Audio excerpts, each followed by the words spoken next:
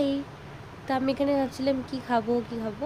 তো পরে দেখলাম ঘরের মধ্যে পাস্তা আছে। দেরি না করে সেটাকে নিয়ে চলে আসলাম। নিয়ে এসে কড়াই গরম হয়ে যাওয়ার পর এখানে সামান্য পরিমাণে তেল দিয়ে দিলাম। তেল দিয়ে এখানে লঙ্কা কুচি, টমেটো কুচি দিয়ে ভালো করে ভাজা ভাজা করে এর মধ্যে মশলা দিলাম, হলুদ গুঁড়ো, লবণ, লঙ্কার গুঁড়ো আর একটু পাস্তা মশলা দিয়ে একটু জল দিয়ে ভালো করে নেড়ে চেড়ে দিচ্ছি। তো মশলাটা ভালো করে কষাতে হবে, ভালো করে কষিয়ে।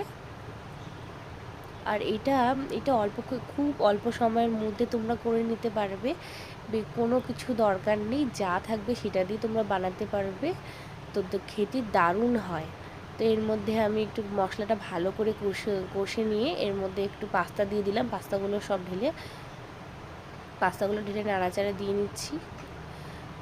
তোমরা বাড়িতে অবশ্যই ট্রাই করতে পারো। এটা খুব দুর্দান্ত স্বাদ হয়, খেতে অসাধারণ লাগে আর অল্প সময়ের মধ্যে হয়ে যায়।